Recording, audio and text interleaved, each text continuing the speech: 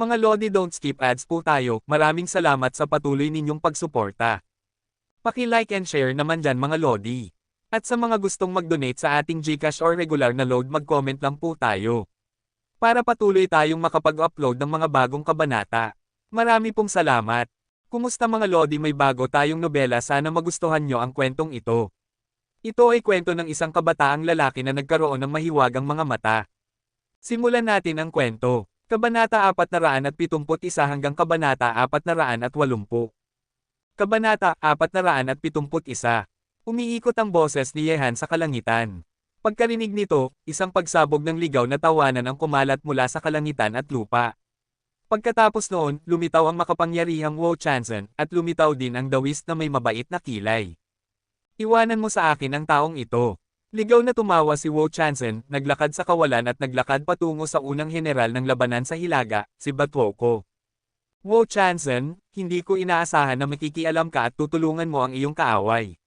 Tinitingnan si Wu Chanzen na lumitaw, malungkot na kumunat ang mga kilay ni Batwo, at nadama rin ng Panginoon ng lipi ng bangkay na may isang bagay na lampas sa kanyang kontrol.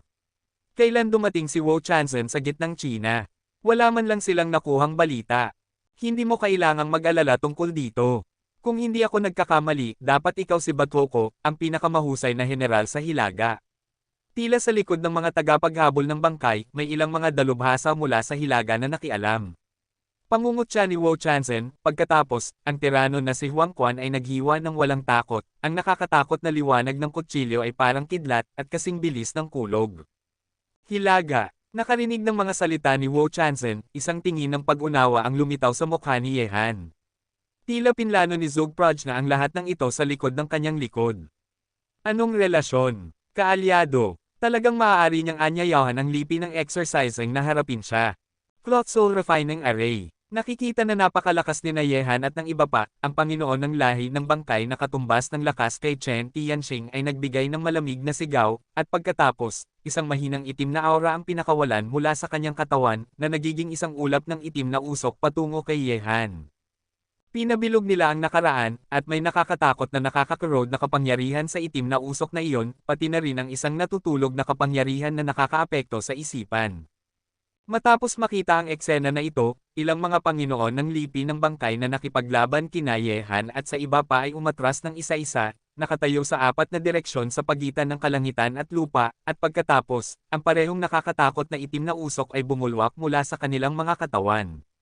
Sa direksyong ito, ilang hibla ng itim na usok ang nagsama-sama, na nagpapadilim sa kalangitan sa itaas ni Yehan at ng iba pa, at ang nakakakorod na kapangyarihan at natutulog na kapangyarihan ay bumaba, na tumatakip kina Yehan at sa iba pa.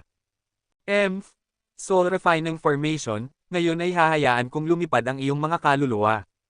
Tinitingnan ng nakakatakot na porma sayo na inayos ng mga Panginoon ng lipi ng bangkay, isang malamig na hangarin na pumatay ang kumislap sa mga mata ni Yehan. Ang Tianlongwei na kanyang pinaghirapan ay itinanam sa pormasyong ito. Mag-ingat ka, ang pormasyong ito ay makakontrol sa kamalayan, sa sandaling mahulog ka dito, magiging mahirap na makalabas.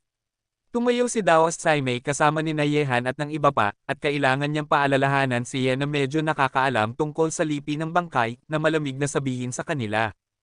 Ngumiti si Yehan at sinabi, kung gayon tingnan natin kung ang Soul Refining Array ng Corpse Clan ang mas makapangyarihan, o ang aking Natal Fire.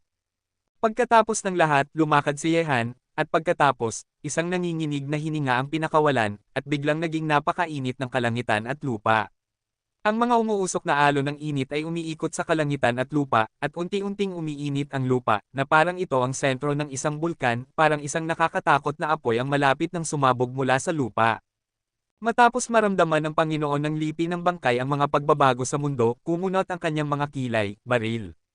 Matapos sabihin ito, nakita niyang malakas na hinampas ang kanyang palad patungo sa kawalan, at pagkatapos, ang nakakatakot na itim na enerhiya na nagtitipon sa kalangitan ay agad na bumagsak sa mga ulo ni Yehan at ng kanyang grupo. Nakikita ito, si Leng Wufei, Daos Saimei, Shaben, at Sun Bumiet ay nag-atake ng mabilis sa Changkyong. Ang mga paraan ng exercising corpses ay kakaiba at hindi nahuhulaan, at ang Soul Refining Array na ito ay isa lamang sa kanilang mga paraan. Ang umuugong na tunog ay kumalat sa pagitan ng kalangitan at lupa, at nakita kong matapos gumalaw sina Leng Wufei at ang apat sa kanila, bagaman ang nakakatakot na itim na enerhiya na nagtitipon sa kalangitan at lupa ay nagkalat, mabilis itong nagtipon muli at pinigilan silang dumating. Kumunot ang mga noo ni na Leng Wufei at ng iba pa, ang paraang ito ng exercising ng lipi ng bangkay ay talagang mahirap. Ang apat sa kanila ay nag-shoot ng sabay-sabay, ngunit hindi nila mabasag ang soul refining formation, hindi katakataka na nahulog ang Chanlongwei sa kanilang mga kamay.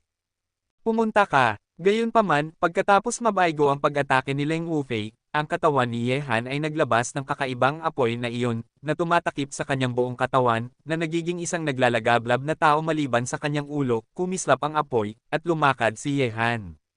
Tiningnan niya ang nakakatakot na itim na hangin na malapit nang bumagsak sa kanilang mga ulo, at ang apoy ng kanyang buhay ay agad na naging dalawang haligi ng apoy na nagbaril patungo sa kalangitan. Ang dalawang haligi ng apoy na ito ay parang dalawang sinag ng banal na liwanag, at ang mga nakakaakit na apoy ay matigas na tumusok sa mga mata ng mga tao. Tawa. Nang ang dalawang haligi ng apoy na ito ay tumama sa nakakatakot na itim na usok, sa ilalim ng pagbomba ng kakaibang kapangyarihan ng apoy, ang itim na usok sa kalangitan ay naglalaho sa isang hindi maipaliwanag na bilis. Naging mas maliwanag ang madilim na kalangitan. Paano nangyari iyon? Matapos makita ng mga Panginoon ng lahi ng bangkay ang eksena na ito, nagulat ang kanilang mga mukha. Kahit na ang soul refining array ay isa lamang sa maraming paraan na ginamit nila upang paalisan ang lipi ng bangkay, kabilang din ito sa makapangyarihang kategorya. Laban sa nakakatakot na pag-atake ng apoy ni Ye Han, ang soul refining array ng kanilang exercising corpse clan ay nasira sa isang iglap. Ang eksena na ito ay nagulat din sa Panginoon ng lipi ng bangkay na nakikipaglaban sa dalawang magkapatid na Chen Tianxing, sino ba ang taong iyon? Paano ito magkakaroon ng ganoong kakaiba at nakakatakot na pag-atake ng apoy? Soul Refining Formation, ngayon ay gagamitin ko ang apoy na ito upang linisin ang iyong mga kaluluwa. Malamig ang mga mata ni Ye Han, at ang pagkawala ng Chanlongwei ay nagparamdam kay Ye Han na galit sa lahat ng oras. Nang mailabas ang galit na ito, pagkatapos ng lahat, nagpatuloy sa paglalakad si Ye Han, na may kakaibang apoy na nag-aalab sa kanyang buong katawan, at pagkatapos, sa isang pag-alon ng kanyang palad, ang pinakamalapit na exorcist ng bangkay ay agad na napatay. Ang natal fire ng Divine Gun ni Chiyo ay idinikit. Isang nakakaawang sigaw ang lumabas, at sa ilalim ng mapanuring mga mata ng paligid, ang Panginoon ng lipi ng bangkay ay naging abo sa loob ng ilang segundo, wala man lang natitirang abo. Panahon na para kumilos tayo. May hawak na matalas na espada si Leng Wufei, ang kanyang figure ay kasing gwapo ng hangin, at ang matalas na liwanag ng espada ay namulaklak sa kanyang kamay, at ang espada na ito ay mabilis na pumatay sa pinakamalakas na kaaway sa kanilang gitna na parang kidlat. Isang Panginoon ng lipi ng bangkay. Dementor. Kabanata 472. Nang makita ang kidlat bilis na pag-atake ng espada ni Leng Wufei, isang malakas na enerhiya ng kamatayan ang kumislap sa mga mata ng eksperto sa pagpapalayas ng bangkay, at nagsimulang maging pilak-abo ang kanyang mga mata. Diretso nitong tiningnan ang mga mata ni Leng Wufei, nagkatinginan silang dalawa, na nagparamdam kay Leng Wufei na parang nahulog siya sa isang walang katapusang bangin. Malamig na umungol si Ye Han sa sandaling ito, parang kulog na sumabog sa isip ni Leng Wufei. Ang tunog na ito ay nagpagising kay Leng Wufei sa isang iglap, kinagat ang dulo ng kanyang dila, at naglakad patungo sa tagapaghabol ng bangkay kasama si Ye Han Race Master. Ang espada ni Leng Wufei, ang natal fire ni Ye Han, sa susunod na sandali, ang dalawang pag-atake ay inilunsad ng magkasama, na naglagay sa orihinal na mabuting tagapagpalayas ng bangkay sa isang mapanganib na sitwasyon sa isang iglap. Sa ibang direksyon, sina Daos Tsaimei, Sun Bumi, at Xia Ben ay pumapalibot at pumapatay sa natitirang mga Panginoon ng lipi ng bangkay. Ang labanan sa Villa ay umabot na sa sukdulan, at ang mabilis na labanan lang ang magagawa ni Ye Han at ng iba pa ngayon. Sa pamamagitan lamang ng pagtatapos sa grupo ng mga mangangaso ng bangkay ng mas mabilis hanggat maaari ay maaari nilang madali ang puntahan ang Xiangyang City, at pagkatapos ay muli silang haharapin si Merong Heto. Gayunpaman, sa sandaling ito, isang babae ang dahan-daang lumitaw sa balkonahe ng Villa. Pinanood niya ang mabangis na labanan sa bakuran, at ang mga mata ni Zug Prajna na puno ng karunungan ay may bahid ng nakakatakot na lamig. Masyadong malaki ang pagkawala ng pamilya ngayon. Dumating ang grupo ng mga master ni Ye Han at ganap na sinira ang kanyang layout. Bukod pa rito, nasa masamang sitwasyon siya ngayon. Wu Chanzan. Tiningnan ni Zugpraj na si Wu Chanzen na nakikipaglaban kay Batwo sa oras na ito, at bumantong hininga siya, mali ang aking kalkulasyon, libu-libong kalkulasyon, hindi ko kinakalkula na makikilahok si Wu Chanzen, anong dahonhan, ang iyong mga iniisip ay talagang sapat na malalim, kahit na ako ay nalinlang mo, ngunit natalo ako dito, ngunit kung pupunta ka sa Xiangyang City, patay ka pa rin. Ngunit, ito ba talaga ang katapusan? Ang paglitaw ni Zugpraj na ay natural na agad na nakakuha ng atensyon ni Yehan. Tumingin siya sa balkonahe ng villa, at isang mapaglarong ngiti ang lumitaw sa kanyang malamig na mukha. Marahil, sa Xiangyang City, hindi na siya kailangang pumunta. Matapos lumitaw si Zugbanroo, direktang iniwan ni Yehan ang Panginoon ng lipi ng bangkay sa likod niya. Sa isang kislap ng kanyang figure, naglakad siya patungo sa balkonahe ng villa. Sa balkonahe, malamig na tiningnan ni Zugbanroo ang kakaibang lalaking ito, naglakad patungo sa kanya. Nakikita ito, nagulat ang mga Panginoon ng lipi ng bangkay at si Batoo na nakikipaglaban kay Wu Chanzen. Kung mahulog si Zugpraj na sa mga kamay ng malaking lalaking iyon, ang mga kahihinatnen ay hindi nahuhulaan. Talagang mahirap kang hanapin, Zugpraj na. Tumayo si Yehan sa balkonahe, tiningnan niya ang babaeng napakalapit, hanggat may kaunting iniisip siyang pumatay, ang babaeng ito ay mamamatay kaagad. Hanapin mo ako, bakit mo ako hinahanap? Walang pakialam na sabi ni Zugbanroo. Sinabi mo ba iyan? Kinurot ni Yehan ang baba ni Zugbanroo gamit ang kanyang kamay, at bahagyang itinaas ang kanyang ulo, upang magtagpo ang kanilang mga mata. Nang makita ni Zugbanroo ang malaking lalaki sa harap niya, isang tingin ng pagkasuklam ang kumislap sa kanyang mga mata, pati na rin ang isang nakakatakot na hangarin na pumatay. Maliban sa kanyang mga magulang noong bata pa siya, hindi pa siya nahawakan ng sinuman matapos siyang lumaki kahit na sinalan niya tiyan. Bitawan mo siya, o ako, si Batoko, ay papatayin ka kahit nahabulin kita hanggang sa dulo ng mundo. Itinapon ni Batoko si Wu Chanzen sa oras na ito, at sa isang kislap ng kawalan, dumating siya sa hindi kalayuan kay Yehan, ang kanyang titig tinitigan niya siya ng matatag, ang kanyang matangkad at malakas na katawan ay panay ang pag-igting, na parang naghahanap siya ng pagkakataon na patayin si Yehan sa isang suntok. Dahil wala ng kalaban, nakaka-relax si Wu Chanzen, nakatayo sa gilid at pinapanood ang eksena ng may ngiti sa kanyang mukha. Sa oras na ito, ang pakikipaglaban dito ay tumigil na, maliban sa tatlong pinakamalakas na Panginoon ng lipi ng bangkay, lahat ng iba ay patay na. Siyempre, ang line-up ng lipi ng bangkay ngayon ay talagang napakamalakas, sumali si Wu Chanzen at hindi niya sila ganap na napawi.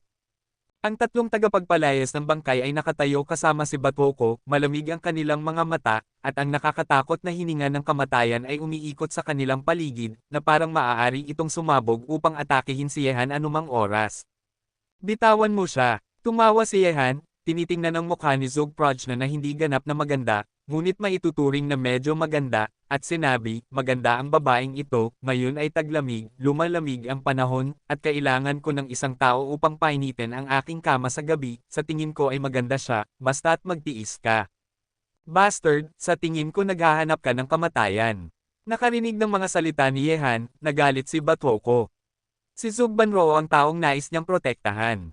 Kung may nangyari sa timog, paano niya ipapaalam kay Nolan Mie nang bumalik siya sa Hilaga? Sabihin mo sa akin. Naghahanap ka ba ng kamatayan? Sa tingin ko hindi. Tumawa si Yehan at sinabi, dahil naglakas loob kang iunat ang iyong mga kamay sa timog, dapat mong sabihin na ikaw ang naghahanap ng kamatayan. Ngayon, bibigyan kita ng pagkakataon na palayain ang apat na babaeng iyon. At ibigay mo rin ang Chanlungwei, kung hindi, dadalhin ko ang babaeng ito pauwi upang tikman siya. Nakarinig nito, sinabi ni Batoko sa isang sobrang walang pakialam na boses, kung maglakas loob kang gawin ito, kung gayon gagawin kung mas masahol pa kaysa sa kamatayan ang buhay ng apat na babaeng iyon. Totoo iyon, dapat kang mamatay ngayon, Batoko. Ang mga mata ni Yehan ay mabilis na naglabas ng hangarin na pumatay, Wu Chanzen, tulungan mo akong patayin si Batoko. Nakarinig nito, nanginginig ang mapait na ekspresyon ni Batwo. Hintayin mo. Isang walang pakialam na boses ang nagmula kay Zugbanroo sa tabi ni Yehan, Yehan, dahil narito ka, bakit hindi mo ipakita ang iyong tunay na kulay at patayin si Batoko, hindi mo ba talaga gustong patayin ang apat na babaeng iyon? Hindi mo ba gusto iyon? Nakarinig nito, tiningnan ni Yehan si Zugbanroo at ngumisi, paano mo nalaman na ako iyon? Dahil may isang tao na nawawala dito. Walang pakialam na sabi ni Zugbanroo, ang magnanakaw na si Jolai ay hindi nagpakita, kaya dapat nag-disguise siya bilang ikaw at pumunta sa Xiangyang City, tama ba?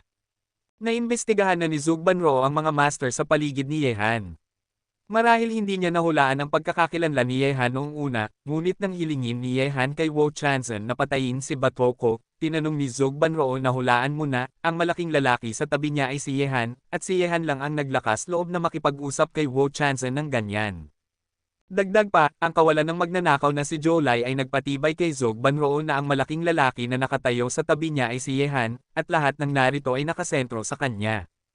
Matalino. May kumislap na pagsang-ayon sa mga mata ni Yehan, at sinabi niya. Babae, alam mo ba? Sa mga babaeng kilala ko, ikaw ang unang taong nagparamdam sa akin na nanganganib. Noong nakaraan, patuloy akong nagdusa sa iyong mga kamay. Sa unang pagkakataon, pinilit mo akong pukawin ang lipi ng gunang hindi ko alam. Sa pangalawang pagkakataon, isang bitag ang nagdulot sa akin na mawala ng Chanlong Wei. Sa ikatlong pagkakataon, ninakawan mo ako halos magulo ang apat na babae sa paligid ko, at ngayon, natatakot ako na hinihintay mo akong mag-isa na pumunta sa Xiangyang City, at pagkatapos ay simulan ang pagpatay sa mga tao sa paligid ko. Matalino ka rin. Sabi ni Zhou Prajna, sa mga gwapong binata na nakilala ko, maliban kay Nolan Mietian, ikaw ang pinakamahusay. Marahil, sa ilang aspeto, mas mahusay ka pa kaysa kay Nolan Mietian. Sa pagkakataong ito, hindi ako natalo sa layout, ngunit sa aking sarili. Marahil hindi ko pa talaga naunawaan ang tungkol sa iyo, kaya hindi ko inaasahan na makikipagtulungan ka kay Wu Chanzhen, ang mortal na kaaway, na nagdulot sa akin na ma-overwhelm. Lahat ay natalo. Kabanata 473. Gusto kong makilala ako. Ngumiti si Yehan, talagang napakasimple lang, maging isang pampainit ng kama para sa akin, at pagkatapos ay magkakaroon ka ng sapat na oras upang makilala ako. Ang ideyang ito, ikaw ay nag-aasam. Magaan na sabi ni Zhou Prajna, sa katunayan, ang mga layout na ito ay masasabing perpekto, bawat isa ay nakamamatay sa iyo, ngunit hindi ko maintindihan kung bakit, sa huli ang pauunan ay ako pa rin. Huwag mong isipin kung hindi mo maintindihan. Ngayon, pag-usapan natin ang totoong bagay. Wala akong oras na sayangin ang mga salita sa iyo. Ang apat na babaeng iyon, palalayain mo ba sila o hindi? Malamig na tiningnan ni Yehan si Zhou Banro at sinabi. Yehan, bakit hindi tayo gumawa ng deal? Sabi ni Zhou Prajna sa isang hindi inaasahang sagot. Anong deal? Kalmado na sinabi ni Zhou Banro, sa pagkakataong ito ay palalayain mo ako, kung mahulog ako sa iyong mga kamay sa susunod na pagkakataon, hahayaan kitang itapon ako, at pagkatapos ay hindi imposible na maging iyong pampainit ng kama na babae, hindi ko alam ang tungkol sa deal na ito. Interesado ka ba? Sa tingin mo ba mag-aasam ako sa iyong kagandahan? Tumawa si Yehan. Siyempre hindi, sabi ni Zhou Prajna, hindi ako ang uri ng babaeng umaasa sa hitsura upang mabuhay. Dapat mong maunawaan na ang aking kakayahan ay hindi ang aking katawan, kundi ang aking karunungan. Nakarinig nito, nagsimulang sumungkit ang mga mata ni Yehan upang tingnan si Zhou Banro, at pagkatapos ay sinabi niya ng dahan-dahan, Zhou Banro, kung hindi ka tatutol, maaari tayong pumunta sa silid upang magkaroon ng detalyadong pag-uusap at makipag-usap sa isa't isa. Siyempre hindi ako tatutol. Mahinang ngumiti si Zhou Banro, pagkatapos ay lumingon at naglakad, at pumasok sa silid mula sa balkonahe na may naguguluhan at hindi makapaniwalang mga mata, habang sinusundan siya ni Yehan sa likod, at sa wakas, isinara ng dalawa ang pinto sa daan. Ang kakaibang eksena na ito ay direktang nagparamdam sa mga tao sa paligid na nagtataka, hindi ba dapat magkaaway sina Yehan at Zhou Banro? Bakit sila naglakad ng magkasundo sa silid? Sa silid na iyon, ano ang nangyayari ngayon? Para sa puntong ito, gustong malaman ni Batoko at ng mga Panginoon ng lipi ng bangkay, ngunit hindi sila natatakot na sumugod ngayon, hindi lamang dahil nasa loob si Yehan, kung sumugod sila, marahil ay papatayin ni Yehan at Zhou Prajna, at bukod sa kanila, may isang grupo ng mga master na nagmamasid, sa sandaling gumalaw sila, matatanggap nila ang kanilang pinakamalupit na pag-atake. Gayunpaman, hindi nagtagal ang mga tao sa labas ng villa. 10 minuto pagkatapos, magkasamang lumabas sina Yehan at Zhou Banro. Huminga ng maluwag ang master, ang kanilang inaasahan ay hindi dapat nangyari sa loob lang ngayon. Siyempre, ito ay isang ganap na bagay. Kung nais mabuhay ni Zhou Prajna, hindi niya kailanman gagamitin ang kanyang katawan upang makuha ito gamit ang kanyang karunungan. Walang kapantay siya sa karunungan at hindi niya pinag-abalahan na gamitin ang pamamaraang ito upang maghanap ng pagkakataon upang mabuhay. Gangyang, tawagan mo ang Xiangyang City at hilingin sa kanila na palayain ang apat na babae, at palayain din ang Chanlong Wei. Matapos lumabas si Zug Banroo, ang unang pangungusap ay nagparamdam kay G. Gamyang at ang mapait na ekspresyon ni Batwo ay nag-freeze sa isang sandali. Palayain. Miss, kung palalayain natin sila, wala tayong magiging bargaining chip sa ating mga kamay. Sabi ni G. Gamyang na may pangit na mukha. Sa kasalukuyang sitwasyon, ang pag-agaw sa buhay ni Yehan ay ang kanilang bargaining chip para mabuhay. Kung papatayin sila ni Yehan, wala sa kanila ang makakaligtas ngayon. Walang bargaining chip. Magaan na sabi ni Zug Banroo, si Yehan at ako ay nagkasundo, at kung hindi siya guguluhin ng mga tagapagpalayas ng bangkay sa hinaharap, magkukunweri siyang wala nangyari. Pagkatapos, hahayaan niyang ligtas kaming umalis dito. Miss, paano mo paniniwalaan ang kanyang mga salita? Malamig na tiningnan ni G. Gamyang si Yehan. Nakikita ito, ngumiti si Yehanhan at sinabi, matanda, maaari kang pumili na hindi maniwala sa akin, ngunit huwag kang maniwala sa iyong walang kapantay na karunungan, Miss Zug. Gusto kong magsinungaling sa kanya, maloloko ba siya? G. Gamyang, gawin mo ang sinasabi ko, ito lang ang ating pagkakataon. Walang pakialam na sabi ni Zug Banroo. Sinabi na kahit na ayaw ni G. Gamyang, tinawagan pa rin niya ang numero ng telepono sa Xiaoyang City at hiniling sa mga tao doon na palayain ang apat nina Xi Hanyan at Chan Lungwei na kinokontrol ng Soul Refining Formation. Old son, hilingin kay Big Brother Joe na sunduin sila. Kung maayos ang lahat, hilingin sa kanya na ipaalam sa akin. Nakikita na nag-notify na si G. Gamyang sa Xiaoyang City, sinabi ni Yehan kay Sun Bumi, at pagkatapos ay tinawagan din niya si Joe Lai at hiniling sa kanya na sunduin siya. Nakikita na maayos na ang lahat, nagsalita ulit si Zug Banroo, ngunit may ngiti sa kanyang mukha, at sinabi, Yehan, ito ang ating unang pagkikita, ngunit sa kasamaang palad hindi ako marunong uminom, G. Gamyang, magtimpla ng tsaa at aliwin ang mga bisita. Nakarinig nito, namutla si G. Gamyang, at pagkatapos ay pumunta sa villa upang magsimulang magtimpla ng tsaa, at sumunod si Yehan kay Zug Banroo sa lobby ng villa. Ang dalawa sa kanila ay parang matandang magkaibigan na hindi nagkita ng maraming taon. Imposible na makita na sa nakaraang sandali, ang dalawang panig ay magkaaway pa rin ng buhay at kamatayan, na naglalaban sa isa't isa sa labanan.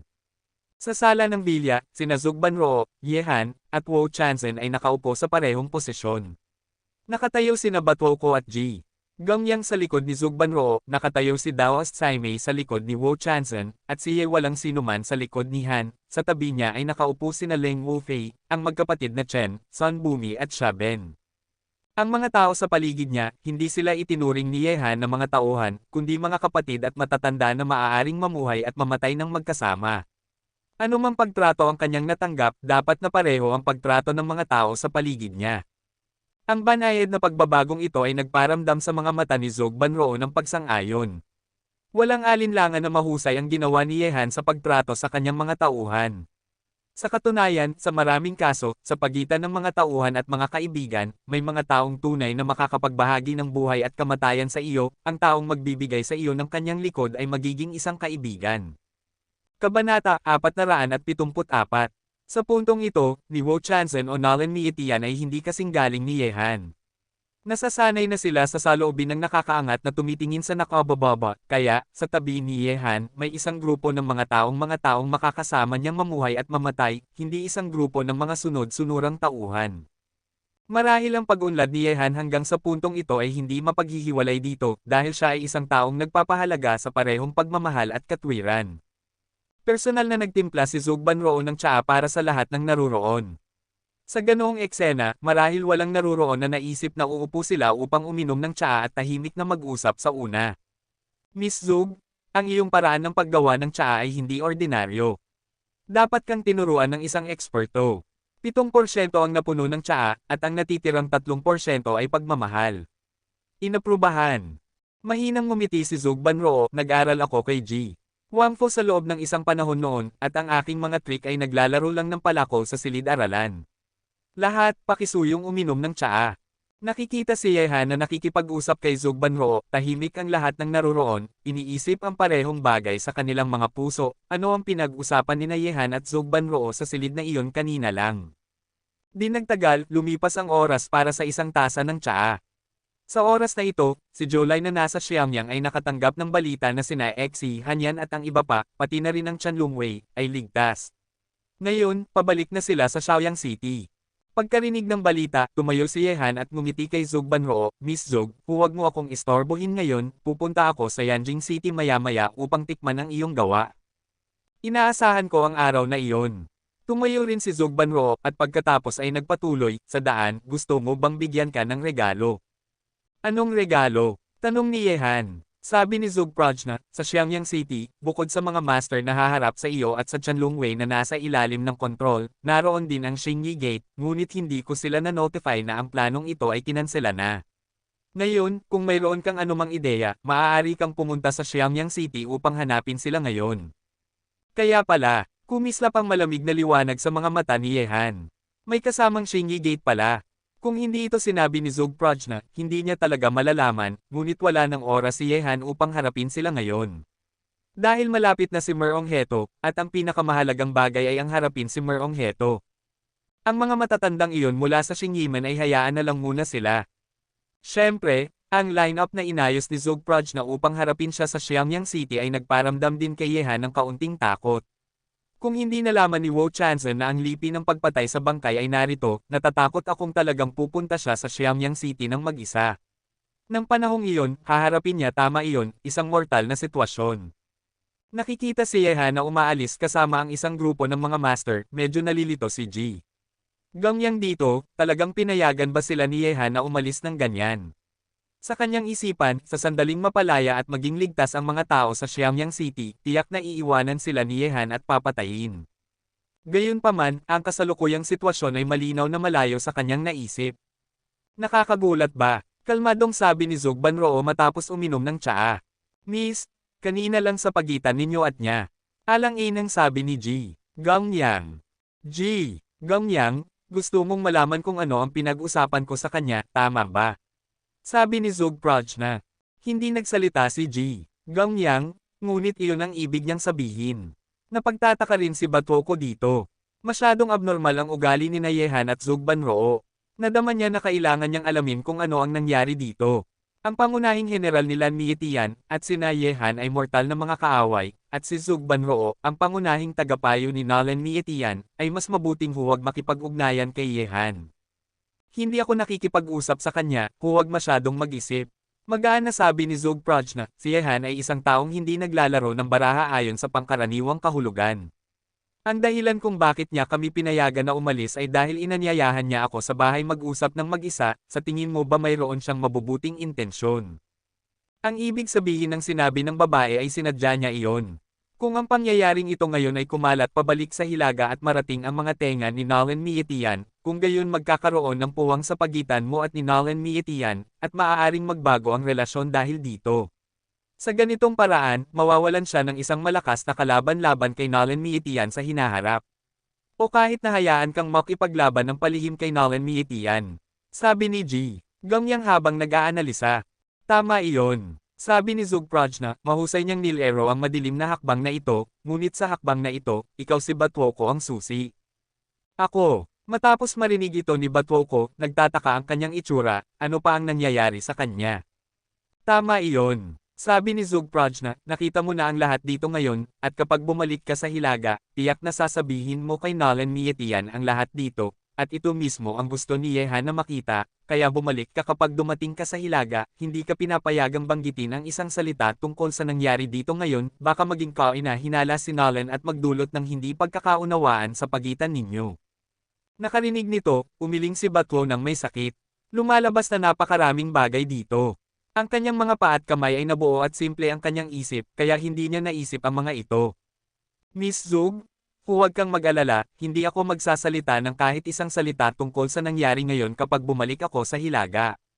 Mapait na umiling si Batwo, sumusunod kay Lan Mietian sa loob ng maraming taon, nababahala siya sa ugali ni Lan Mietian.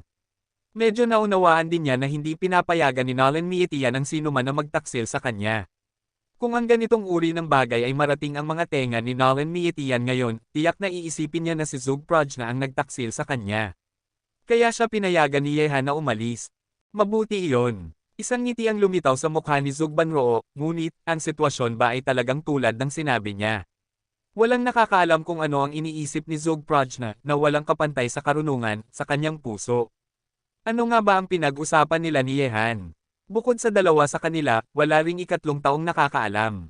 Gayunpaman, para kay Yehan, ang kaaway na si Zugprojna sa gitnang China ay hindi na nasa panganib sa ngayon.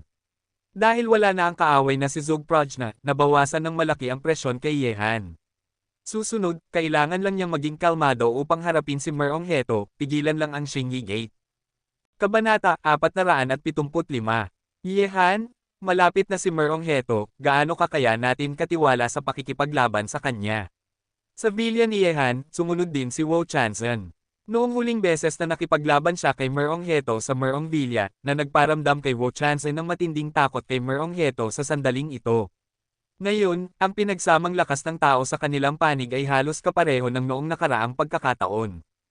Ngunit noong panahong iyon, hindi naunawaan ni Merong Heto ang natal fire ni Yehan, kaya nagpabiye siyang mahulog sa bitag, ngunit sa pagkakataong ito, handa nang dumating si Merong Heto at nagdala ng sapat na mga dalubhasa mula sa Merong Villa.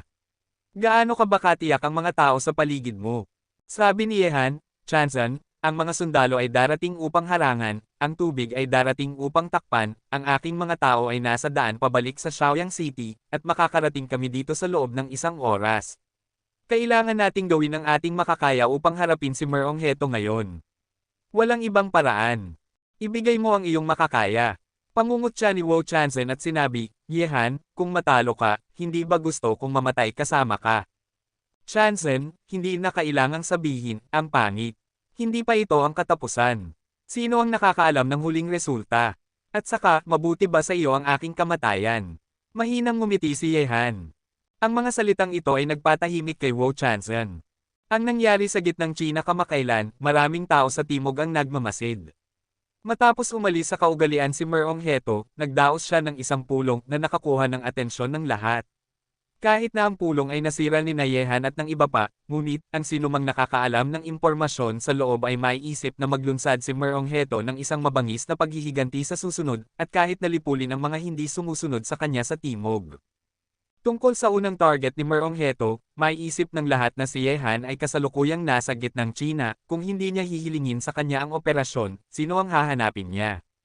Sa makatuwid, ang anumang kilos ni Merong Heto sa hinaharap ay magiging paksa ng atensyon ng mga interesado sa timog. Ngayon, umalis si Merong Heto sa Merong Villa kasama ang kanyang mga master, at ang balita ng pagpunta sa Hulen ay nalaman din ng maraming tao. Sa makatuwid, ngayon maraming tao ang nakatitig kay Merong Heto, pinapanood si Yehan na nasa gitnang China. Susunod, saan bubuo ang banggaan sa pagitan niya at ni Merong Heto? Old son, kumusta ang sitwasyon? Umalis na ba si Zugbanroo sa Shaoyang City? Sa sandaling ito, sa villa ni Yehan, tinanong ni Yehan si Sun Bumiye na pumasok. Tumanggaw si Sun Bumi at sinabi, umalis na, pinanood ko siyang sumakay sa eroplano patungong Yanjing kasama si Batoko. Mabuti iyon. Tumanggaw si Yehan. Kahit na lihim na nakipag-ayos na siya kay Zugprojna, medyo nag-aalala pa rin si Yehan tungkol sa babaeng ito. Kapag umalis na talaga siya, saka lang tuluyang bibitawan ni Yehan. Nang umalis sa villa ni Zugbanroo, iniwan ni Yehan si Sun Bumir sa dilim upang obserbahan ang mga galaw ni Zugbanroo. Ngayon, ang babaeng nagparamdam sa kanya ng takot ay sa wakas ay umalis na. Sana, kapag nagkita sila sa susunod na pagkakataon, mapapayapa silang magkakasama tulad ng ngayon. Nang magtanghali na, nagmadaling bumalik si Jolai. Alam niya ang sitwasyon na kinakaharap ni Yehan ngayon, kaya pagkatapos matanggap ang sulat ng pasasalamat mula kay Yan, ang iba at ang Chanlungwei, direktang ninakaw niya ang isang bus at isinakay ang isang buong sasakyan ng mga tao dito. Hindi ko alam kung gaano karaming pulang ilaw, at halos 2 oras bago siya nakabalik dito. Siyempre, nagmadali si Jolai patungo sa villa kasama ang Chanlungwei. Tungkol kina Exihan Yan at sa iba pa, hindi sila bumalik dito. Magsisimula na silang makipagpaligsahan kay Merong Heto. Ang ganitong uri ng madugong labanan ay napakasama. Hindi angkop sina Exihan Yan at ang iba pa magpakita, at hindi sila makakabalik dito hanggang sa matapos ang lahat. Young Master Ye, nabigo ang Chanlungwei sa iyong mga inaasahan, parusahan mo siya, Young Master Ye. Tinitingnan ng grupo ng mga taong nakaluhod sa harap niya sa isang tuhod, hindi malungkot o masaya ang mga mata ni Yehan. Sa pagkakataong ito, talagang nabigo siya sa mga ginawa ng Chanlungwei. Marahil ay nakalimutan na nila na maayos ang kanilang takbo mula noong labanan sa ilalim ng lupa. Ang pag-iingat at pag-iingat na dapat ay naging kapalaluan at pagmamataas, kaya nahulog sila sa bitag ni Zugprojna. Walang pakialam na sinabi ni Yeleng, tumayo ka, ang nangyari sa pagkakataong ito ay isang aral para sa iyo, sana ay ituring mo itong babala, sa pagkakataong ito ay swerte ka na nakaligtas, ngunit sa susunod na pagkakataon, ito ay buhay, naiintindihan mo ba? Panipi. Tandaan ang turo ni Ye Xiao. Tumayo ang Tianlongwei, ang kanilang mga mata ay naging mas malamig at uhaw sa dugo, sa sandaling ito, bumalik sila sa anyo ng isang grupo ng mga mandirigmang bakal nang umalis lang sila sa kagubatan. Sila ang matatalas na talon sa mga kamay ni Ye Xiao, kung gusto mong mamatay, kailangan mong mamatay para kay Ye Xiao. Sa pagbabalik ng Tianlongwei, nagsimulang maghanda rin si Ye Han. Natural, ang larangan ng digmaan ay hindi gagana sa gilid ng bilya, at masyadong malaki ang epekto. Sa makatuwid, pinili ni Ye Han ang isang kapatagan sa labas ng Shaoyang City para sa larangan ng digmaan. Malawak at manipis ang populasyon ng lugar na ito. Napakasangkop upang makipaglaban kay Merong Heto dito. Malalaman ng mga tao ni Merong Heto na narito siya, at tiyak na pupunta siya rito dahil siya ay mapagmataas at makapangyarihan sa likas na katangian. Tunay nga, kinabukasan, dumating si Merong Heto, at sa abot tanaw ng kapatagan, isang matangkad, makapangyarihan, ligaw na lalaki ang lumakad, na may mga kamay sa kanyang likod, isang gintong sibat sa kanyang likod, ang kanyang ulo, itinaas ng mataas, parang isang hari na hinahamak ang lahat ng nabubuhay. Sa likod ni Merong Heto, hindi gaanong marami ang sumusunod, 11, ngunit ang aura ng mga taong ito ay napakamalakas, hindi masama kaysa sa Tianlongwei, at kahit na sa mga taong ito, may ilang mga taong ang lakas ay maihahambing sa mga kapatid ng pamilya Chen. Wu Feng ay maihahambing sa ganoong master. At ang mga taong ito ang pinakasekreto na kapangyarihan ng pamilya Merong, ang Death General. Ang Death General ay binubuo ng mga taong napili mula sa pinakamahusay na mga dalubhasa sa Death Squad, kahit na iba-iba ang lakas ng mga tao dito, ngunit ang pinakamahina lahat sila ay nasa kaharian ng Xiaorendo, at ang pinakamalakas ay maihahambing na sa mga kapatid na Chen. Sa makatuwid, ang lineup na dinala ni Merong Heto ay napakakatakot kina Ye Han at sa iba pa. Ang pamilya Merong ay nagtatago ng ganoong makapangyarihang puwersa. Hindi katakataka na may ambisyon siyang pag-isahin ang timog na ilalim ng lupa. Kumunat ang noo ni Wu Chanzhen. Hindi lamang malakas si Merong Heto, kundi ang mga tao sa ilalim niya ay napakamalakas din na nakakagulat. Hindi nakakagulat. Tinitingnan ng lalaking dumating, sinabi ni Ye Han, ang pamilya Merong ay makakatayo sa ilalim ng lupa ng timog sa loob ng maraming taon. Kakaiba na wala silang malakas na nakatagong kapangyarihan sa likod ng mga eksena. Chanzen, susunod, subukan natin ito. Ang tagumpay o pagkabigo ay nakasalalay dito. Mahigpit na hinawakan ni Wu Chanzen ang tirano na si Huang Quan sa kanyang palad, ang tagumpay o pagkabigo ay nakasalalay sa aksyon ngayon. Ha. Ye Han? Tila nakahanap ka ng isang mahalagang geomantic na lugar para sa iyo, at maaari kang mailibing dito. Maaari ka ring makahanap ng isang mabuting pamilya pagkatapos ng muling pagkabuhay. Ligaw na tumawa si Merong Heto, na may nakakatakot at makapangyarihang aura. Naglalakad, ang aurang ito ay dumaan kina Ye Han at sa iba pa na parang madilim na ulap. Sa likod ni Merong Heto, naglalabas din ang Death General ng isang umuusok na nakakatakot na aura. Tiningnan ni Ye Han si Merong Heto at sinabi, Merong Heto, ang geomantic na kayamanan na ito, hindi pa tiyak kung sino ang ililibing dito sa huli, maaaring ikaw, maaaring ako, ngunit kung gusto mong sirain kami ngayon, kailangan mong makita tingnan natin kung may kakayahan ka. Kabanata 476. Kapalaran, pagmamayabang, gusto ko iyon. Tumayo si Merong Heto 10 metro sa harap ni Ye Han at ng iba pa, na may mga kamay sa kanyang likod, na parang hinahamak niya ang mundo, at pagkatapos ay bumagsak ang kanyang mga mata kay Wu Chanzhen. Sabi niya, Wu Chanzhen, hindi ko inaasahan na ang dalawang mortal na kaaway ninyo ay magkakasama upang mabuhay, ngunit mas maganda ito, tatanggalin ko kayo ng sabay ngayon, para hindi na ako kailangang pumunta sa Timog China upang kunin ang inyong buhay. Ang kaaway ng isang kaaway ay isang kaibigan, Leader Merong, matagal ka nang nabubuhay, hindi mo ba dapat maintindihan ang katotohanan ito? Pangungot siya ni Wu Chanzhen. Kung gayon, magkakasama kayong pupunta sa impyerno ngayon. Pangungot siya ni Merong Heto, at pagkatapos, kumaway siya ng kanyang kamay, at ang Diyos ng kamatayan na nakatayo sa likod niya ay naging mga bugzo ng hangin at umungal, nagmamadaling patungo kina Ye Han at sa iba pa sa kapatagan, na may dalang isang makapangyarihang aura sa paligid niya, parang isang tunay na Diyos ng kamatayan. Nakikita na gumagalaw ang Reaper General, hindi na kailangang iutos ni Ye Han. Sa pamumuno ng 4 na Heavenly Dragon Generals, ang Chanlungwei ay nag-initiate ng pag-atake at direktang sinalubong ang Reaper General. Chanlungwei vs. ang Reaper General. Nagsimula ang paligsahan sa pagitan nila, walang karagdagang mga salita, nang magbanggaan ang dalawang panig, may nag-splash na dugo, at ang pinakasimpleng at pinakadirektang mga galaw ng pagpatay ay lumitaw ng isa-isa. Tutulungan ko sila. Sa mga Death General, may mga master sa kaharian ng gitnang gobernador, at ang 4 na dakilang Dragon General lamang ang hindi makakapijaw sa taong ito, kaya gumagalaw si Chen Tiantian, at sina Sun Bumi at Zhou Lai ay sumali rin. Sa labanan laban sa God of Death General, at laban kay Merong Heto, naisip nilang wala pa silang lakas. Ngayon, ang mga taong hindi pa gumagalaw ay sina Chen Tianxing, Wu Chanzhen, Leng Wufei, Daoist Saimei, Ye Han at Xia Ben.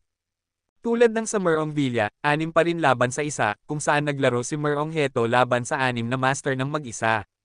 Ay padadala namin kayo sa impyerno ngayon. Ligaw na tumawa si Merong Heto, kumislap ang kanyang katawan, ang kanyang paggalaw ay parang malakas na hangin, at ang kanyang mga pag-atake ay parang kulog. Ang gintong mahabang sibat sa kanyang likod ay nag-sweep sa buong mundo, parang isang Diyos ng digmaan. Sa isang pagbaril, lilipulin niya ang libu-libong tropa. Gantihan niya ang paraan ng pagbangon ay napakasama. Matapos patayin si Yehan, lilipulin niya ang lahat ng kabilang kay Yehan isa-isa. Ngayon na ang oras para ipakita niya sa mundo ang kakilakilabot ni Merong Heto. Ang gintong sibat sa kamay ni Merong Heto ay may hindi pangkaraniwang pinagmulan. Isa ito sa mga sinaunang sikat na sibat, at ito rin ang No. Pumatay ng hindi mabilang na kaaway. Lahat patayin. Nakikita si Merong Heto na papalapit, sumigaw si Ye Hanhan, at hinugot ang Longquan sword sa kanyang kamay na parang kidlat, lumilipad sa hangin, ang kanyang buong katawan ay naging isang malamig na liwanag ng espada, tumutusok sa kawalan, pumipunit sa hangin, upang atakehin, si Yehan ang killer move, yin at yang swordsmanship, sa sumabog na liwanag ng espada, tila may dalawang pinakamakapangyarihang kapangyarihan na nagpipigil sa isa't isa, isang yin at isang yang. Sa kapatagan na ito, sa pagitan ng langit at lupa, nagsimula ang isang nakakatakot na labanan. Nagsimula ang nakakatakot na paligsahan sa pagitan ni Yehan at Merong Heto. Nakipaglaban ang Chanlungwei laban sa Death General, at nakipaglaban si Yehan at iba pa laban kay Merong Heto. Na-unshield ang Longquan sword, at kumislap ang figure ni Yehan. Tila naging puting liwanag ng espada ang kanyang katawan sa sandaling ito, na may walang kapantay na bilis at walang katapusang kapangyarihan. Dalawang matinding kapangyarihan, sa susunod na sandali, ang espada ni Yehan ay nagbanggaan sa Overlord Spear sa kamay ni Merong Heto. Boom! Ang kakilakilabot na banggaan ay may kakilakilabot na momentum, mga bilog ng hindi nakikitang enerhiya ang nag-sweep, na mula ang mukha ni Yehan, direktang binomba siya ng nakakatakot na puwersang ito at umatras. Ang kamay na may hawak sa Longquan sword ay nanginginig tumayo, ngunit matapos magbanggaan sina Yehan at Merong Heto, ang mga pag-atake ng kulog ni Chen Tianxing at iba pa ay dumating din sa 4 na sulok ni Merong Heto, na ganap na tumatakip kay Merong Heto. Gayunpaman, matapos palayasin ni Merong Heto si Yehan sa isang galaw, ang Overlord Spear sa kanyang kamay ay patuloy na hindi nagbabago, na parang isang higanteng tungkod na nagtataas sa langit. Matapos ang mabangis na pag-atake ay nagbanggaan kay Chen Tianxing at sa iba pa, ang huling paggalaw na sumabog ay nakakagulat sa lupa. May nakakatakot na panginginig sa hangin, parang lindol. Matapos ang nakakatakot na banggaan na ito, ang katawan ni Merong Heto ay umiling lang at hindi siya nasaktan. Sa kabilang banda, sina Chen Tianxing, Wu Chanzhen at iba pa, tulad ni Yehan, ay umatras ng mabilis. Nakaharap kay Merong Heto na nasa huling yugto ng Zongrendo, ang pag-atake na kanilang nabuo dito ay malinaw na hindi sapat upang magdulot ng malaking pinsala kay Merong Heto. Yehan, ano pang hinihintay mo? Nang maitaboy ni Merong Heto, sinabi ni Wu Chanzhen na may pangit na mukha, si Yehan ay may ganoong nakakatakot na apoy na itinatago niya dahil ba gusto niyang mamatay sila. Wu Chanzhen, tumigil ka sa pagsasalita ng kalokohan at tulungan mo ako. Sa oras na ito, sumigaw ng malamig si Leng Wufei, at ang puting figure ay naglakad sa kawalan, na may mga kilay ng espada na lumilipad, at ang liwanag ng espada ay tumatakbo, ang kumikinang na pilak na espada sa kanyang kamay ay naging pilak na kidlat at nagbaril patungo kay Merong Heto. 10 hakbang, isang pagpatay. Ang isang pagpatay sa 100 hakbang ay ang sikat na swordsmanship ni Leng Wufei. Sa loob ng 100 hakbang, walang sino man sa parehong kaharian ang makakapijaw sa kapangyarihan ng kanyang espada. Gayunpaman, sa paglipas ng mga taon, lumikha si Leng Wufei ng mas makapangyarihang swordsmanship. Sa loob, papatayin ng espada ang kaaway. Nakikita ang nakakatakot na espada ni Leng Wufei, kumislap ang mga mata ni Merong Heto nang may takot. Si Leng Wufei, na niranggo bilang pang-13 sa listahan ng tigre noon, ay pinatibay na ngayon ang kanyang mga kasanayan sa espada sa isang nakakatakot na antas. Walang pag-aatubili, matapos ihagis ni Leng Wufei ang nakakatakot na espadang ito kay Merong Heto, si Huang Quan, ang tirano sa kamay ni Wu Chanzhen, ay pumatay din kay Merong Heto mula sa ibang direksyon. Ang kanyang espada ay para lamang maakit si Merong Heto. Ang isang espada ay ang pinakamakapangyarihang galaw. Ang mga langgam ay nagsisisi sa puno, lumabas ka. Nakikita si Wu Chanzhen na sumasalakay ng mabangis sa kanya, ang Overlord Spear sa kamay ni Merong Heto ay tumama ng marahas sa kawalan, na may walang katapusang kapangyarihan. Nagbanggaan ng tirano na si Huang Quan, at isang pagsabog ng kulog ang umalingaw sa pagitan ng langit at lupa, at isang bibig ng dugo ang naspray mula sa bibig ni Wu Chanzhen. Halos mapunit ang kanyang katawan sa pagbaril, at namutla ang kanyang mukha. Tawa. Gayunpaman, si Wu Chanzhen ay isang pain lamang, at ang tunay na killer move ay ang 10-step kill ni Leng Wufei. Sa sandaling ito, ang kidlat na espada ni Leng Wufei ay nakarating na sa katawan ni Merong Heto, at ang liwanag ng espada ay umindayog pababa.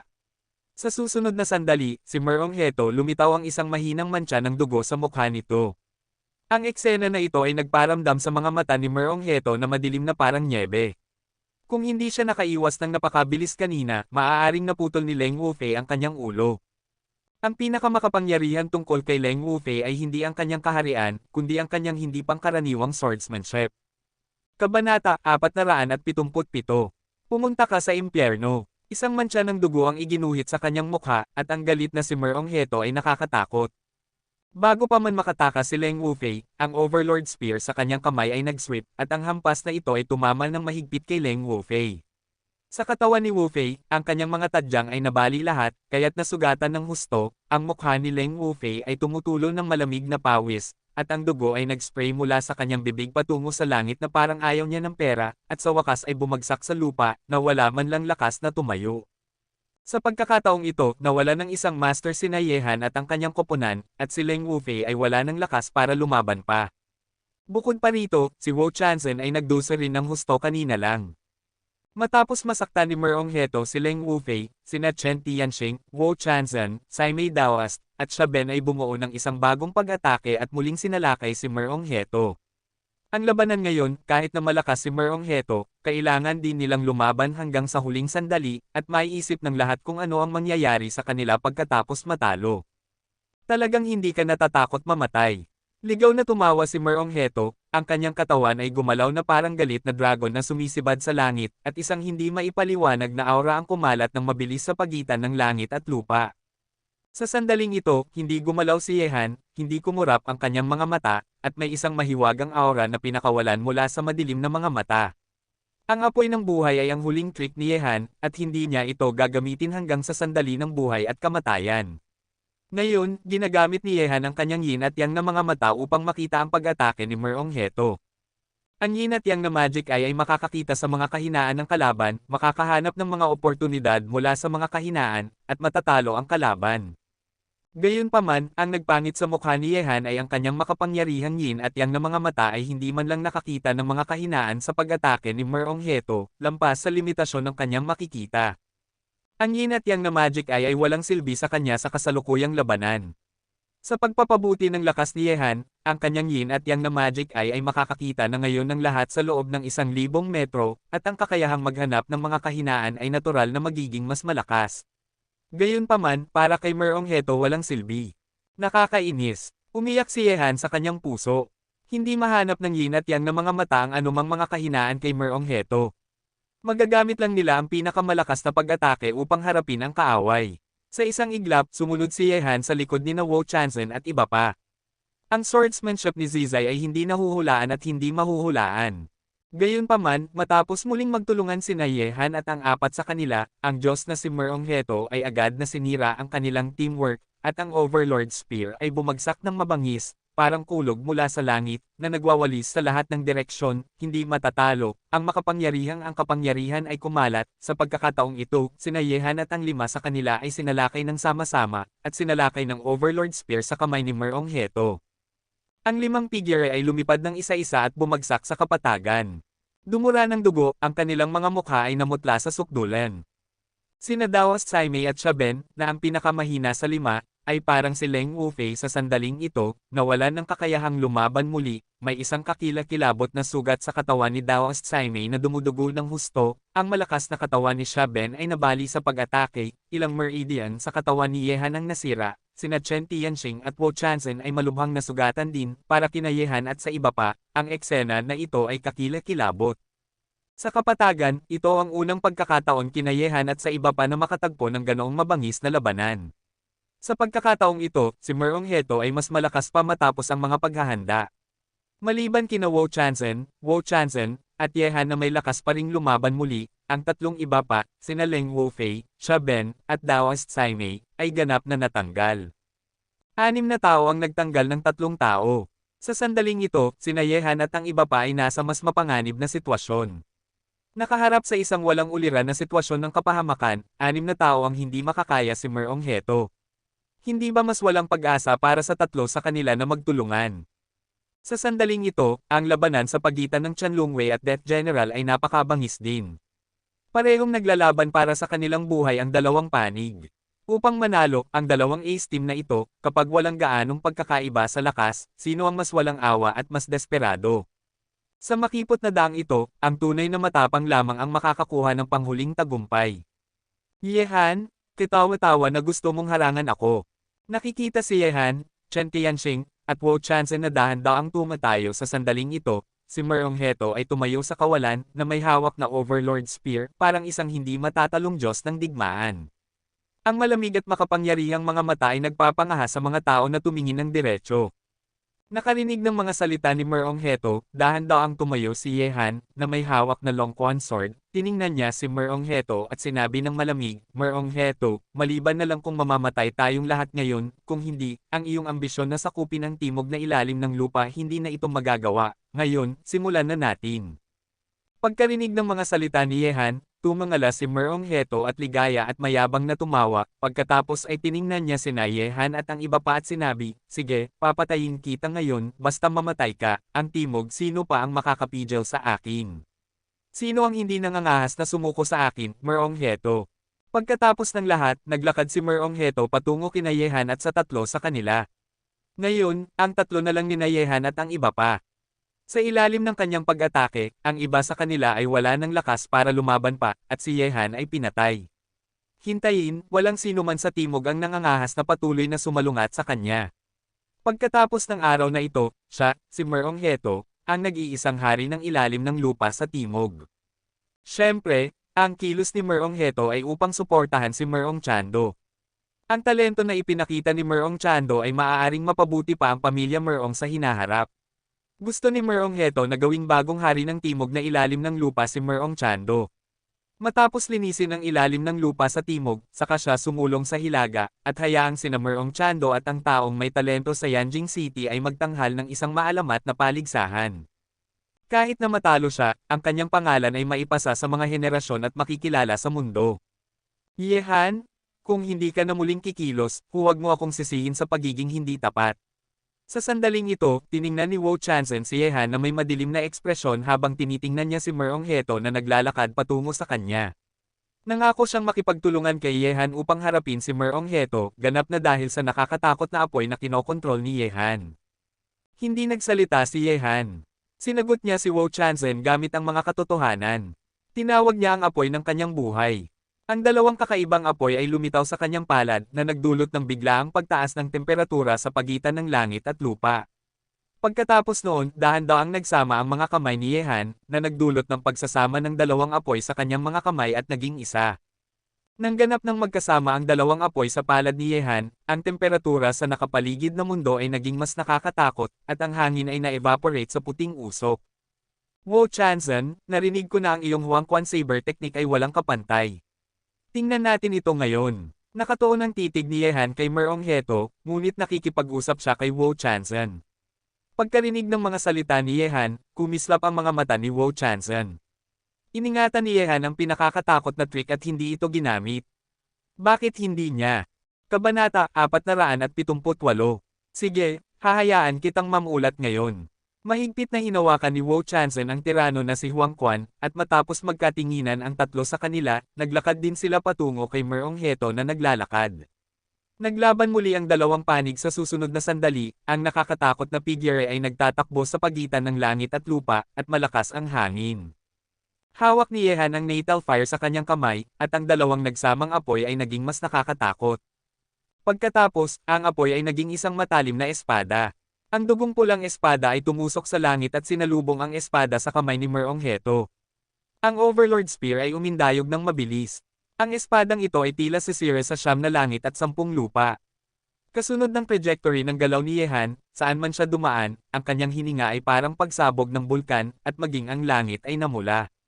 Ito ay hindi mapipigilan. Haha, Yehan? Matapos makita ang kakilakilabot ng iyong mga apoy, sa tingin mo ba ay haharapin pa rin kita ng diretso?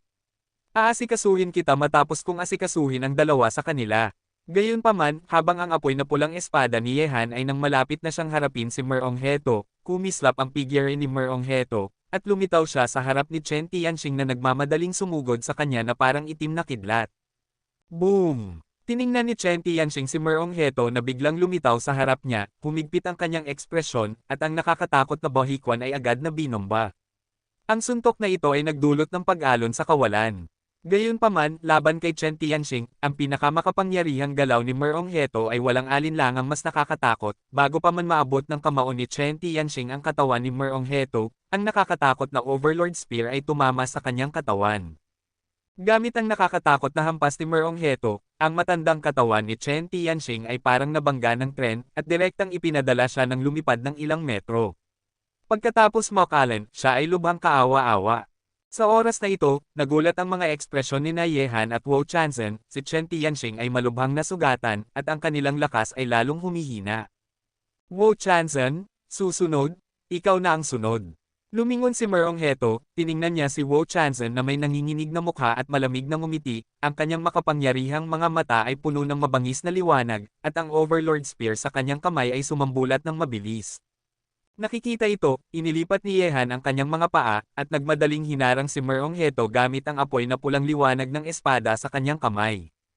Ang mga puwersa sa kanilang panig ay hindi matatalo ni Merong Heto isa-isa. Gayunpaman, tinitingnan si Merong Heto na pumapatay sa kanya sa oras na ito, biglang tinihil ni Wu Chanzen ang kanyang pag-atake. Matapos baguhin ang kanyang mga mata, bigla siyang umatras ng mabilis. Nakaharap sa nakakatakot na si Merong Heto, kahit na bumaril siya ngayon na wala na ang lakas ng loob. Sai Mei, umalis na tayo. Ang lakas ni Merong Heto ay muling sinira ang puso ni Wu Chanzen, lalo na ang nakikita ang mga tao sa paligid niya na isa-isang nasugatan ng husto, ang Overlord ng ilalim ng lupa sa Timog China. Sa sandaling ito, tumakas ng walang gulugod, kumikislap sa isang maikling panahon, nawala siya ng walang bakas sa kapatagan, at ang malubhang nasugatang si Daos Sai Mei ay sumunod sa kanya. Bastard! Nakikita ito, ang mga mukha ni Yehan at ng iba pa ay naging lubhang pangit. Ngayon, sa sandaling umalis si Wu Chanzen, si Yehan na lang ang makakaharap kay Merong Heto. Ang Overlord ng Timog China, isang biro lang iyon. Matapos mangutya si Merong Heto, hindi niya hinabol si Wu Chanzen. Para sa kanya, si Wu Chanzen ay mamamatay sa kanyang mga kamay sa huli, at si Yehan ay mas mapanganib kaysa kay Wu Chanzen. Ngayon, ikaw at ako na lang. Malamig na tiningnan ni Merong Heto si Yehan, ang kanyang buong katawan ay makapangyarihan, at ang nakakatakot na aura ay binalot ang mundo. Pagkatapos, ang Overlord Spear sa kanyang kamay ay dahan-dahang itinuro sa ulo ni Yehan. Alisin ang ulo ni Yehan. Tumakas si Wu Chanzen. Kahit na malamig ang mga mata ni Yehan, hindi niya sinisi si Wu Chanzen, ni hindi siya nagulat na tatakas si Wu Chanzen. Ngayon, ang mga master sa kanilang panig ay isa-isang natalo ni Wu Chanzen. Kung magpapatuloy ito, ang paligsahan kay Merong Heto ay isang labanan na walang tsansang manalo. Kung magpapatuloy ito, tiyak na mawawala ng buhay dito. Normal lang na makatakas si Wu Chanzen nang hindi nakikita ang pag-asa ng tagumpay. Gayunpaman, sa sandaling umalis si Wu Chanzen, si Yehan na lang ang natitira upang harapin si Wu Chanzen ngayon. Ang presyong ito ay hindi maliit, ngunit para kay Yehan sabi, natatakot akong ito ay isang tiyak na sitwasyon ng kamatayan. Yehan. Nakikita ang binata na nakatingin kay Merong Heto ngayon, sina Chen Tianxing, Leng Wufei, at Xiaben ay nakaramdam ng paghigpit ng kanilang mga puso, at nagpumiglas silang tumayo. Masyadong mapanganib para kay Yehan na makipaglaban ng mag-isa kay Merong Heto. Alam mo ba, sa katunayan, hinahangaan kita ng husto. Kung ikaw ang aking anak, kahit na gusto mo ang mundong ito, kukuha ko ito para sa iyo. Sa kasamaang palad, ikaw ang kaaway ng aking anak na si Chando, kaya ngayon ikaw, ang numero 1 sa sinaunang martial arts world sa Timog, ang aking anak na si Chando ang nag-iisang henyo, kung hindi ka susuko, sisirain ka. Kahit na malamig na tiningnan ni Merong Heto si Yehan, hindi niya maitago ang kanyang pagmamahal kay Yehan.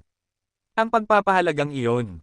May hawak na apoy na pulang espada si Yehan, at maingat niyang tiningnan si Merong Heto at sinabi, kahit na si Merong Chando ay hindi isang dakilang talento, mayroon siyang magandang kapalaran. Ipinanganak siya sa isang mabuting pamilya at nakilala ang isang ama na napakagusto sa kanya. Sa totoo lang, naiinggit ako sa kanya ng husto. Nakarinig nito, sinabi ni Merong Heto, maaari kitang bigyan ng pagkakataon na sumuko at personal na sirain ang isang walang kapantay na henyo na tulad mo. Para maging tapat, ito ay isang napaka-nakakasakit na bagay. Narinig ko na sinabi ng mga tao na noong una, ikaw lumuhod ka kay Nolan Mietian sa Hilaga, kaya ngayon, upang mabuhay, bakit hindi ka makakapayag na lumuhod sa paan ng aking anak, sumuko, dignidad, alin ang pipiliin mo?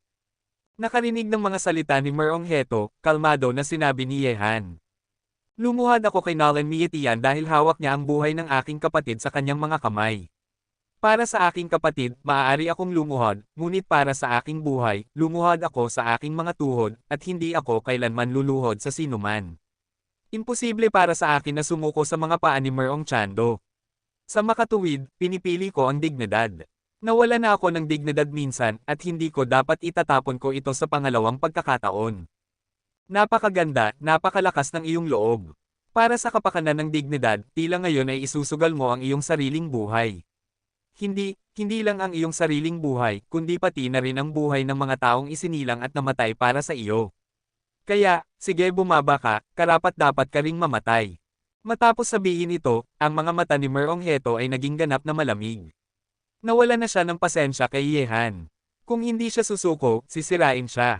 Merong Heto, lumaban. Ang mga mata ni Yehan ay puno ng diwa ng pakikipaglaban. Mamatay. Sa susunod na sandali, ang Overlord Spear sa kamay ni Merong Heto ay sumambulat ng mabilis, na may walang kapantay na bilis, at ang pag-atake ay napakabangis. Ang sibat na ito ay lumitaw sa harap ni Yehan na parang isang bituin na humahabol sa buwan. Nakikita ito, ang apoy na pulang espada sa kamay ni Yehan ay mabangis na sumambulat patungo sa Overlord Spear sa kamay ni Merong Heto. Kabanata 479. Sa pagkakataong ito nang magbanggaan silang dalawa, walang nakakagulat na ingay gaya ng inaasahan. Ang apoy na pulang espada sa kamay ni Yehan ay naging isang guhit ng apoy at kumalat sa Overlord Spear ni Merong Heto, pinatay ang buong Merong Heto. Lahat ng nakapalibot sa kanya at sinunog siya ng lubusan.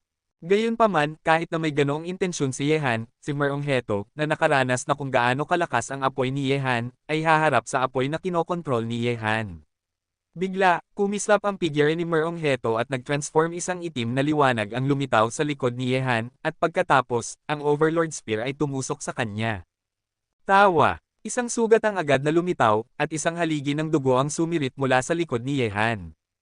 Dahil sa saksak ng pagbaril ni Merong Heto, si Yehan ay lubos na natakot. Kung hindi siya nakareact ng mabilis sa pagbaril kanina, ang pagbaril na ito ay tatusok sa kanyang katawan at ganap siyang papatayin.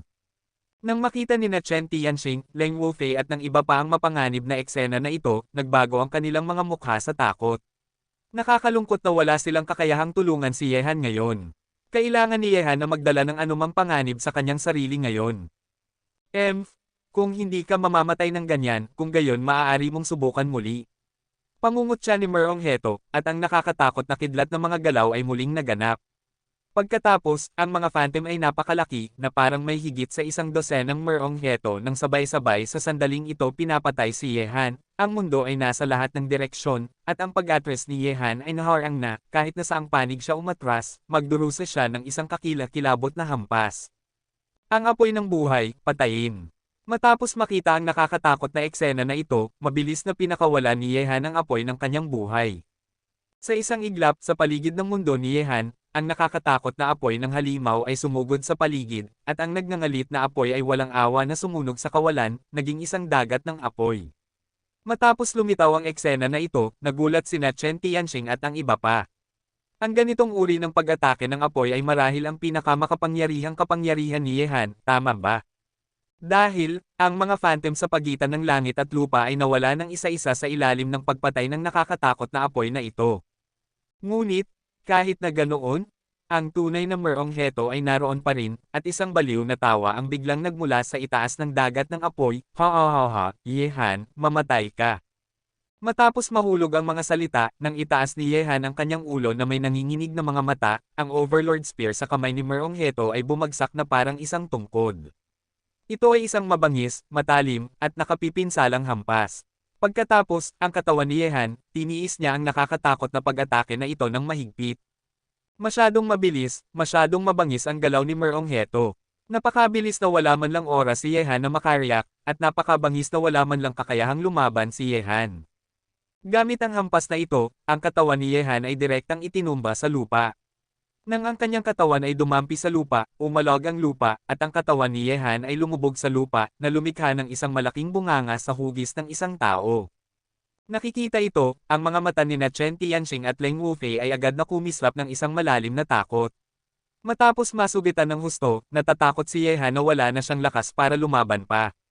Kung gaano kalakas ang hampas ni Merong Heto kanina, hindi nila mapigilan, mararamdaman ko iyon. Susunod, nakaharap sa matapang at hindi matatalong si Merong Heto, paano makakaligtas si Yehan? Ang nakakatakot na tunog ng pagbagsak sa lupa ay parang isang malaking bato na mabangis na tumama sa lupa. Umalog ang lupa at umalog ang mga bundok. Sa lupa, lumitaw ang isang malaking hukay sa hugis ng isang tao. Doon, isang binata na may putlang kutis at dumudulang dugo sa kanyang bibig nakahiga dito, ang itsura sa mga eye socket ay nagiging maluwag. Gayunpaman, kahit na ganoon, ang malubhang nasugatang binata ay dahan-dahan at may hirap na gumapang palabas dito, sinuportahan ang kanyang ulo gamit ang kanyang payat na katawan, at tiningnan ang Diyos na lalaking may hawak na Overlord Spear ng walang matigas na mga mata, lalaki. Kung gusto mo siyang mamatay, maliban na lang kung ganap mo siyang papatayin, na mawawalan siya ng hininga at kakayahang gumalaw, kung hindi, hindi siya kailanman babagsak. Sa sandaling ito, si Yehan ay sinusuportahan ng isang alon ng paniniwala. Mayroon pa siyang mga kamag-anak, mga kasintahan, mga kapatid, mga kaibigan, at napakaraming bagay na gagawin, kaya hindi niya dapat hayaang mahulog ang kanyang sarili dito. Oo, kahit na lumaban ka, kailangan mong lumaban hanggang sa iyong huling hininga at ibuhos ang iyong huling patak ng dugo. Tinitingnan ng binata na malubhang nasugatan sa sandaling ito, ang kanyang figure ay matangkad at tuwid pa rin na parang pine, at ang kanyang ulo ay ipinagmamalaki na itinaas. Maging sina Chen Tianxing at ang matandang Jiang Ho na nasa ilalim ng lupa ay may kaunting emosyon sa kanilang mga mukha. Matapos tiisin ang isang nakakatakot na hampas mula kay Merong Heto, wala nang posibilidad na tumayo muli. Ano kayang baliw na lalaki, ang batang iyon, hindi naman siya masama, pero bakit ako pinapunta ni Old Man yan sa bundok para tulungan siya, at nagbanta pa na putulin ang pakikipag-ugnayan sa akin. Maaaring may kinalaman ng batang ito sa matandang iyon. Sa sandaling ito, sa isang tuktok ng bundok na 1,000 metro ang layo mula sa labanan, isang lalaki na may eleganteng mukha at isang puno ng jade na nakaharap sa hangin ay tumayo sa tuktok ng bundok na iyon, tahimik na pinapanood ang labanan sa kapatagan. Ang lalaki ay gwapo, at siya ay isang bihirang Chino matandang gwapo, gayunpaman, kahit na ang eleganteng lalaking ito ay napalambot na ng mga taon, ang kanyang pinigilang at mayabang na aura ay nagbibigay sa mga tao ng walang katapusang presyon, na nagpapahirap sa mga tao na itaas ang kanilang mga ulo sa harap niya. Tila sa harap ng lalaking ito, ang anumang mapagmataas at makapangyarihang mga tao ay mga langgam lamang, kahit na si Merong Heto ay hindi maihahambing sa lalaking ito. Ang kapalaluan ng lalaking ito ay pinigilan, sa sandaling mailabas, ito ay isang uri ng kapalaluan sa mundo, ako ay isang monarko, sa mundo, siya ang protagonista, ang kapalaluan ni Merong Heto, ngunit palagi itong nasa mukha sa internet, sikaping maging sentro ng dagat ng mga tao sa bawat sandali. Sa makatuwid, ang dalawa ay hindi maihahambing sa parehong hininga. Yehan, ikaw ay talagang isang hindi matatalong Xiaoqiang. Sa oras na ito, ang mga mata ni Merong Heto ay unti-unting lumiit, at ang nakakatakot na aura ay patuloy na binalot si Yehan, na naglalabas ng mga pagsabog ng hangarin na pumatay, ngunit hindi mahalaga, hindi mo siya mapatay ng minsan. Yehan? Iyon ay 2 beses, hindi siya naniniwala na si Yehan ay makakatayo at haharapin siya sa susunod na pagkakataon. Merong Heto? Ngayon? Mas mabuting ganap mo akong patayin, kung hindi, ang iyong pamilya Merong ay jejebain ko sa lupa. May pangit na ngiti sa sulok ng bibig ni Yehan, at tiningnan niya si Merong na may mabangis na mga mata. Heto, kahit na alam niyang mamamatay siya ngayon, gusto pa rin niyang sirain ang pamilya Merong at makuha ang lahat ng kanyang dinanas ngayon. Ang panaginip na ito, sa tingin ko ay dapat mong puntahan ang impyerno upang matupad ito. Pangungot siya ni Merong Heto, at ang kanyang mga nakamamatay na titig ay biglang nagtagpo sa isang punto. Pagkatapos, ang Overlord Spear ay tumama na parang sibat, tumutusok sa katawan ni Yehan. Gamit ang pagbaril na ito, gusto niyang tusukin ang katawan ni Yehan at ganap siyang patayin, sa malawak na kapatagan na ito. Mabangis at kalmado ang mga mata ni Yehan. Tahimik lang niyang pinanood ang sibat ni Merong Heto na tumutusok sa kanyang katawan, nang walang anumang galaw, dahil sa sandaling ito wala man lang siyang lakas na itaas ang kanyang kamay at iwagayway ang kanyang espada. Nang bumangon siya, ito ay isang ganap na hindi nabibigo na kalooban ng sumusuporta sa kanya. Kabanata 480.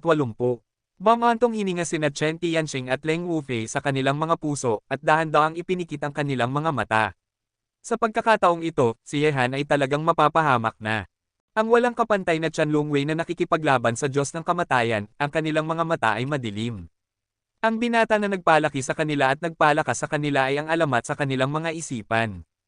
Talaga bang babagsak na siya ngayon? Hindi sila nakikipagkasundo, sila ay galit, sila ay sabik na patayin ang lahat ng mga kaaway dito, ang mga alamat sa kanilang mga isipan ay patay na, at ang kanilang mga paniniwala ay bumagsak na. Ano pa ang saysay ng kanilang pamumuhay? Patayin, patayin, patayin, patayin. Sa pagitan ng mga langit at ng lupa, nagtipon ang mga nakakatakot na puwersa ng pagpatay. Sa sandaling ito, ang Chen Longwei ay naging mas mabangis, inaatake ang Death General na parang mabangis at malamig na lason na ahas. Sino mang sumayre sa alamat sa kanilang mga puso at ang paniniwala sa kanilang mga puso, sino ang kanilang sisirain? Ang pag-atake ni Merong Heto ay papalapit na. Papalapit na, papalapit na.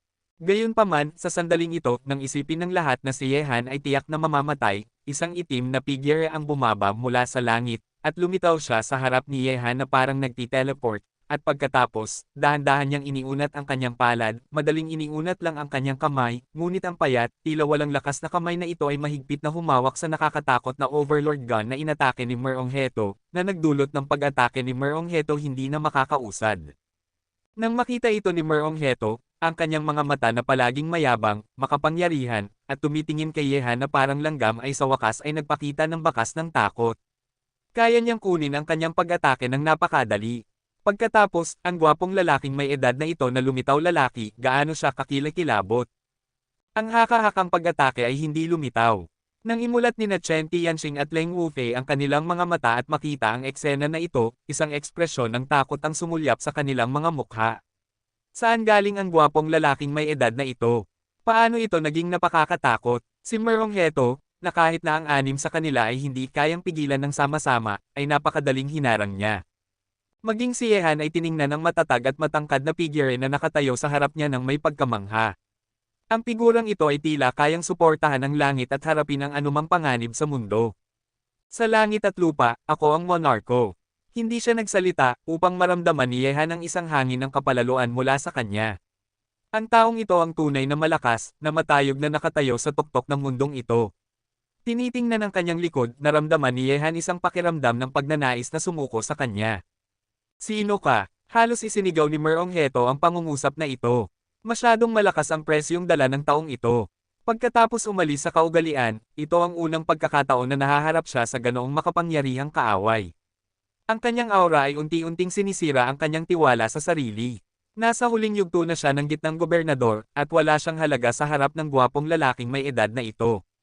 Sa mundo, ako ang monarko. Pagkatapos ng 20 taon ng pag-aalsa, isang taong tamad at mayamo, lumabas para maglakad-lakad. Magaan na kumaway ang gwapong lalaking may edad na, at pagkatapos ay hinawakan ni Merong Heto ang kanyang Overlord Spear at tumigil. Bigla siyang umatras, at ang ekspresyon sa kanyang mukha ay naging mas nakakatakot. Sa mundo, ako ang pinuno. Maaaring siya ay. Sa noo ni Merong Heto, dahan-dahang damaloy ang pawis. Sa langit at lupa, ako ang monarko. Sa mahinang boses na ito, mayroong isang uri ng likas na kapalaluan, na isang uri ng likas na ugali ng hari. Kahit na ang mukha ng lalaki ay hindi nagpakita ng kahit kaunting kapalaluan, ngunit ang 81 salita lang ang sapat na upang ipakita ang panloob na kapalaluan ng taong ito, na parang walang sinuman sa mundong ito ang maihahambing sa kanya. Sa mukha ni Merong Heto, ang pawis ay umaagos sa kanyang noo, at ang kamay na may hawak sa Overlord Spear ay nanginginig. May mga pagsabog ng pagkagulat sa kanyang mga mata dahil alam niya kung ano ang kinakatawan ng 8 karakter na ito. Isang tao, isang walang awang tao na nagpapangaha sa kanya na huwag magpakita ng kahit kaunting diwa ng pakikipaglaban. Marahil ay hindi gaanong marami ang mga tao sa mundong ito na makakapagpakita ng diwa ng pakikipaglaban sa harap ng taong ito. Nakaharap sa monarko, sino ang nangangahas na magsalita? Sa sandaling ito, hindi lamang ang mukha ni Merong Heto ang nagulat, kundi pati na rin sina Chen Tianxing at Leng Wufei, na nakakaalam ng 8 karakter, ay nagulat din. Ang taong iyon ay nawala na sa mga ilog at lawa sa loob ng halos 20 taon. Ngayon, lumitaw na ba siya? Kung ang taong ito ay talagang ang taong iyon, kung gayon ang sinaunang martial arts world at ang ilalim ng lupa ay parehong maililipat ng kanya. Ang labanan sa kapatagan na ito ay tumigil din dahil sa paglitaw ng taong ito. Ang dalawang makapangyarihang koponan, ang Qianlong Wei at Death General, ay tumitig sa taong biglang lumitaw, siya ay napakalakas. Mga baliw na tao. Habang ang lahat ng mga mata ng mundo ay nakatuon sa taong iyon, ang nanginginig na boses ni Merong Heto ay umalangaw-ngaw, ang kanyang ekspresyon ay mapagbantay, hindi niya inaasahan na ang taong ito ay naging isang baliw, ang matigas na lalaki na ang pangalan lamang ang narinig niya ngunit hindi nakita. Pag-iral, noon, ang pangalan ng isang baliw ay Megatron China. Maliban sa Diyos ng Espada na makakapangahas na makipagkompetensya sa kanya, walang sinuman sa kanyang mga kapanahon ang makakapangahas na makipagkompetensya sa kanya. Si Merong Heto ay makakatingin lang sa kanyang likod noon. Napakaraming taon na, hindi ko inaasahan na may maaalala pa sa 8 salitang ito. Walang pakialam ang ekspresyon ng lalaki, na parang nararamdaman na ang oras ay lumipas ng napakabilis, at may bakas ng pagkasira sa kanyang mga mata. Kung hindi sinabi sa kanya ng matandang lalaking siya na umalis sa bundok gamit ang isang salita, at binyantaan pa siya sa pamamagitan ng pagputol ng mga ugnayan, natatakot akong ang pangalan ng baliw ay unti-unting mawawala sa larangang ito. Nakarinig ng hindi maikikaila ng mga salita ng lalaki, ang mga mukha ng mga taong malabo na nakakaalam ng kanyang pagkakakilanlan ay lahat ay nabago. Ikaw nga, baliw, bakit ka lumitaw dito? Bakit mo ako hinarang? Napakapangit ng mukha ni Merong Heto, at ang kanyang mga mata ay nakatuon sa baliw. Natatakot ang kanyang puso sa sandaling ito, at ang baliw ay lumitaw dito, at pinigilan siyang patayin si Yehan. Maaaring may kinalaman ang baliw kay Yehan. Kung ito ang kaso, kung gayon huwag nang banggitin ang pagpatay kay Yehan ngayon, ang kanyang sariling buhay ay mapanganib na. Dumadaan lang. Tumayo ang baliw na may mga kamay sa likod ni Yehan, at sinabi, ang maliit na lalaki sa likod ko ay medyo maganda, at nababagay siya sa aking panlasa, kaya poprotektahan ko siya ngayon. Kung mayroon kang anumang opinyon, kung hindi ka kumbinsido, magkaroon ng lakas ng loob huwag mag-atubiling lumapit sa akin, sa loob ng 1 taon, kung hawakan mo siya, sisirain ko ang iyong buong angkan. Pagkatapos ng lahat, ang katawan ng baliw ay umikot, at umalis siya laban sa hangin. Mabilis siyang dumating at umalis, at ang kanyang boses ay lumutang sa langit at lupa, upang marinig ito ng lahat.